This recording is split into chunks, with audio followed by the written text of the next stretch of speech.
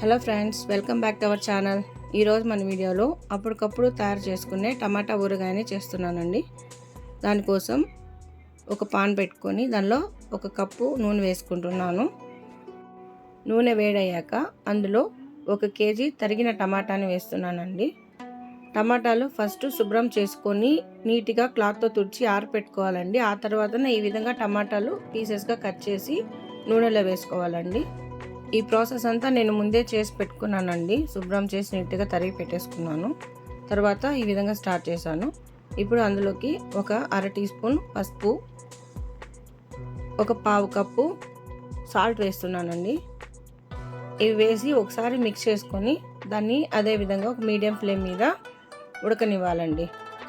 ఎందుకంటే ఆ పసుపు ఉప్పు వేయడం వల్ల ఉప్పు అనేది టమాటా ముక్కలకి బాగా పడుతుంది.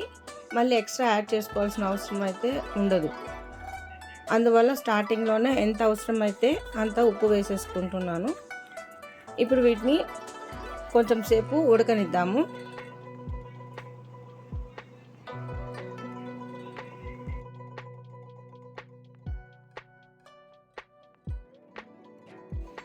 ఈ టమాటా ఉడికేలోపు మరొక కడాయి పెట్టుకొని అందులో 2 టేబుల్ స్పూన్ల ఆవాలు వేసుకొని కొంచెం దోరగా వేయించుతున్నాను.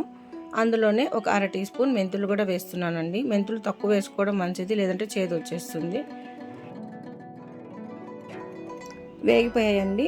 ఇప్పుడు దీన్ని ఒక ప్లేట్లోకి తీసుకొని చల్లారే వరకు పక్కన పెట్టుకోవాలండి. చల్లారిపోయాయండి. ఇప్పుడు మిక్సీ జార్లోకి తీసుకొని ఫైన్ పౌడర్ లాగా గ్రైండ్ చేసుకుందాం. ఈ విధంగా గ్రైండ్ చేసుకుంటే సరిపోతుందండి. ఇప్పుడు ఈ పౌడర్ని పక్కన పెట్టుకోవాలి. ఇప్పుడు మనం టమాటా ఉడకపెడుతున్నాం కదండి, అవి ఎంతవరకు ఉడకాయో ఒకసారి చూసుకుందాం. ఇంకొంచెం ఉడకాలండి టమాటా, నూనె తేలే వరకు. చూడండి, ఇప్పుడు నూనె తేలుతుంది కదా, నూనె తేలే వరకు ఉడకబెట్టుకొని అందులో చింతపండు ఒక 50 గ్రాములు వేస్తున్నానండి. పులుపుని బట్టి చింతపండును తగ్గించుకోవడం లేదా పెంచుకోవడం కూడా అది మీ చాయిస్. దానిలో ఇత్తనాలు లేకుండా ఈ విధంగా విడివిడిగా తీసి అందులో వేసేసి ఒక 5 నిమిషాల సేపు ఉడికించుకుంటున్నాను. ఉడికేటప్పుడు ఆ చింతపండుని కొంచెం మ్యాష్ చేసుకుంటూ ఉన్నామంటే ఎక్కడైనా గట్టిగా ఉన్న చింతపండు అయినా కూడా ఫాస్ట్గా ఉడికిపోతుంది. సో నేను ఈ విధంగా అయితే మ్యాష్ చేసుకుంటూ ఆ 5 మినిట్స్ అనేది అలా ఉడికించుకున్నాను. ఇప్పుడు స్టవ్ ఆఫ్ చేసేస్తున్నానండి. ఇప్పుడు స్టవ్ ఆఫ్ చేసేసి దాన్ని కొంచెం సేపు చల్లారబెడుతున్నాను. కొంచెం చల్లారిన తర్వాత గోరువెచ్చగా ఉండేటప్పుడు దానిలోకి 1 కప్పు కారం వేస్తున్నాను. 1 కప్పు ఎందుకు వేస్తున్నానంటే కొంచెం స్పైసీగా ఇష్టపడతారు కాబట్టి ఊరగాయ అంటే, సో 1 కప్పు కారం వేస్తున్నా.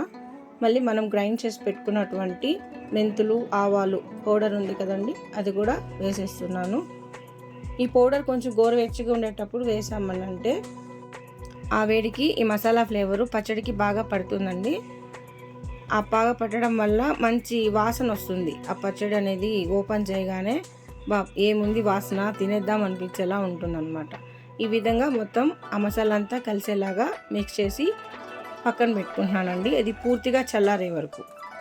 పూర్తిగా చల్లారిన తర్వాత ఇప్పుడు మిక్సీ జార్లోకి తీసుకొని కొంచెం కొంచెంగా గ్రైండ్ చేసుకోవాలండి. ఇప్పుడు నేను చూడండి, ఒక మిక్సీ జార్లో కొంచెం వేసుకుంటున్నాను. దాన్ని గ్రైండ్ చేసుకొని మళ్ళీ ఒక బౌల్లోకి తీసుకుంటాను. ఈ విధంగా పేస్ట్ లాగా చేసుకుంటే సరిపోతుంది. గ్రైండర్ ఉండే వాళ్ళైతే మొత్తం ఒకేసారి గ్రైండర్లో వేసుకొని రుబ్బుకోవచ్చండి. సో మిక్సీలో పట్టుకునే వాళ్ళు మాత్రం ఇలా కొంచెం కొంచెంగా రుబ్బుకోవాలి. 4-5 సార్లు రుబ్బుకునే అవసరం అవుతుందండి. ఇప్పుడు 4-5 టైమ్స్ అలా గ్రైండ్ చేసుకున్నాం కదా, అదంతా కూడా ఒకసారి మిక్స్ చేసుకుందాం. ఎందుకంటే ఒకసారి గ్రైండ్ చేసినప్పుడు చింతపండు ఎక్కువ రావచ్చు, ఇంకోసారి తక్కువ రావచ్చు.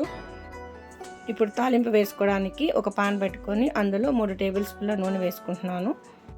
2 టీ స్పూన్ల ఆవాలు, 1 టీ స్పూన్ మినపప్పు, 2 టీ స్పూన్ల పచ్చిశనగపప్పు, 1 టీ స్పూన్ జీలకర్ర వేసుకొని వీటన్నిటిని కూడా చిటపట్లాడే వరకు వేయించుకోవాలండి. ఈ చిటపట్లాడిన తర్వాత ఒక 5-6 ఎండుమిరపకాయలు సగానికి తుంచి వేస్తున్నాను. అలాగే 2 కరివేపాకు రెమ్మలు కూడా వేస్తున్నానండి.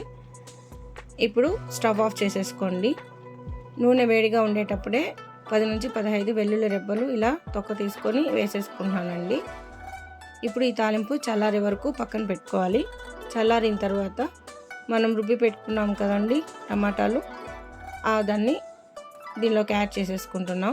యాడ్ చేసుకొని ఆ తాలింపు అంతా కూడా బాగా కలిసేలాగా మిక్స్ చేసుకుంటున్నానండి. ఈ విధంగా చేసి పెట్టుకున్నారంటే ఒక నెల రోజుల వరకు నిల్వ ఉంటుందండి. అంతే అండి, రెడీ అయిపోయింది టమాటా పికిల్. చాలా ఈజీగా ఉంది కదా ప్రాసెస్ అంతా. ఈ వీడియో మీకు నచ్చినట్లయితే లైక్ చేయండి, షేర్ చేయండి, సబ్స్క్రైబ్ చేసుకోవడం మాత్రం మర్చిపోకండి. Thanks for watching.